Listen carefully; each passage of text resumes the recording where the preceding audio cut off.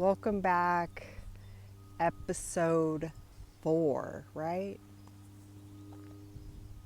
No, just 3. We're just on 3. See, I'm getting ahead of myself.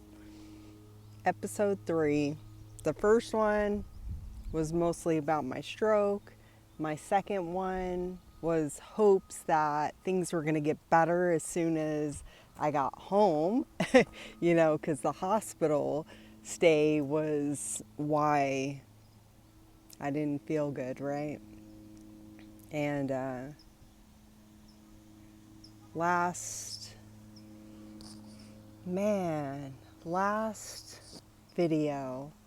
I said that I had to surrender my relationship and that I had to surrender my job and I had to surrender my home. And all 3 of those things I didn't want to surrender. And if you were to just listen to that video, it very much seems like, oh, see, she just laid it down and moved on, she just surrendered it and she's okay with it. And the truth of the matter of all of that is I wasn't okay with it. It wasn't something that I wanted to do, and it wasn't something that was planned, right? Like a lot of times if you're going to surrender a job, if you're going to leave a job, you're pre-planning to leave. So when it's time, you're ready and you put in your notice and you say bye. And, even if it was a good thing, and maybe you're moving on to something better, you chose it. And same thing with surrendering a home. Oftentimes we'll move somewhere and then we'll move somewhere else. We surrender it, but it's on our terms, right? It's our choice. It's something we wanted to do. And with my relationship and surrendering that was really difficult for me, and it wasn't something that I chose in that moment to do. So I didn't want to do that. And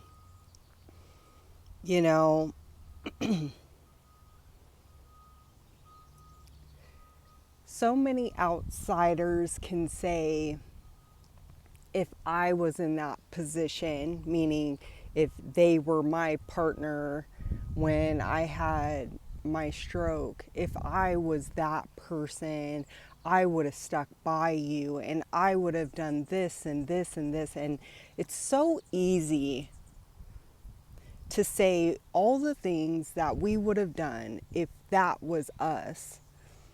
But you truly never know what you would do until you're in that position, until you've experienced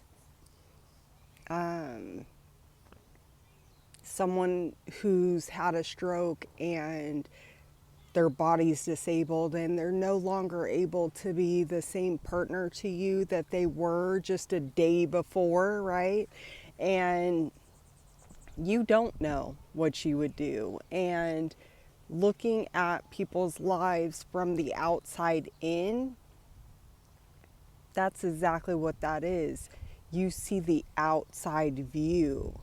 It's like looking at a home that you walk by from the outside.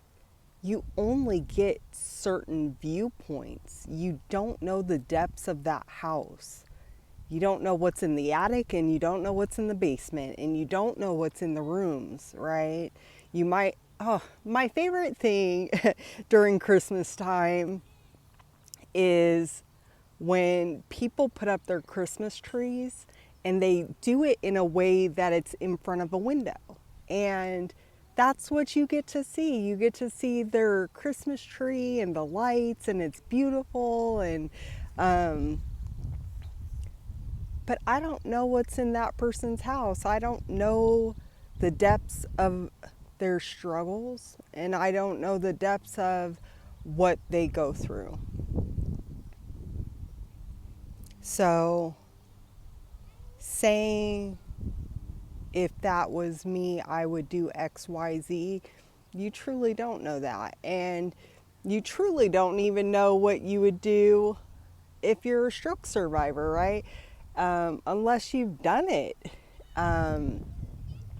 Never in my life had I imagined dealing with an health issue, and perhaps it's because, my grandma on my mom's side lived to her 80s, and well into her 80s, not like 81. And my dad's mother lived to 99 years old.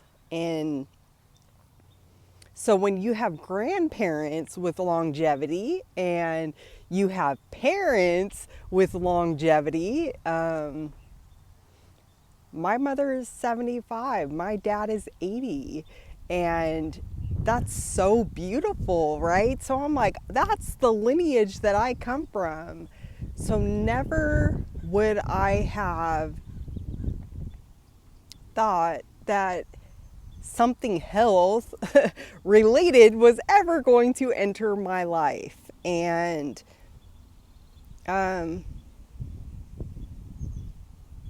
health is a blessing. Growing old is a blessing. There's a quote that says,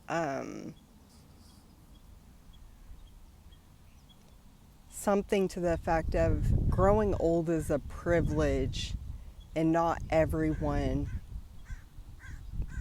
I'm going to put it up but on the screen for you, but it's, growing old is a privilege and not everyone gets that opportunity. So dealing with something so major in my life at 39, no, that hit me hard, and I was not prepared for that. And I am a person of routine, and I'm a person who, per the last video, is a hard worker, right? So I was in my career, I was in my zone, and I was happy with the life that I was living, and knowing that I think in everyone's life there's room for improvement, there's room to grow, and this stroke catapulted me into that, forced it, really, right? So I surrendered my relationship, and I didn't do it as easy as that sounds. There was a lot, and this goes not just to the relationship, but the stroke. It put me in a place that I was grieving, but I didn't know I was grieving. I didn't know that's what I was experiencing. And we think of grief when there's a death of a person. Well, nobody died, but so many things died. And it put me into grief, but I didn't know that's where I was. And so of course I'm sad, and I'm struggling. That's just the truth of the matter. I mean, I am struggling. I am trying to hold on to the very things that are leaving my life. And I didn't want to let them go. I didn't want to let them go. And grief, there's a bargaining period. Well, there's denial, right? So let's talk about denial.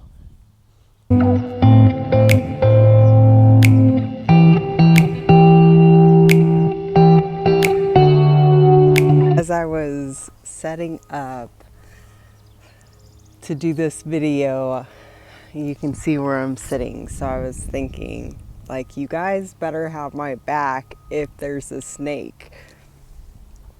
And then that reminded me of a day that I went out and I was like, you know what? I'm just going to go to the park and I'm going to lay down.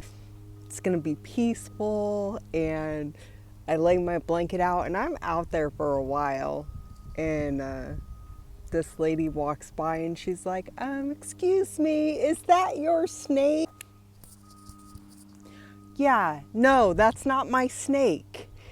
And I quickly have to get myself up and get out of there because there's a snake going right by, where I was laying. So anyways, that's what that reminded me of. So please have my back. Please have my back.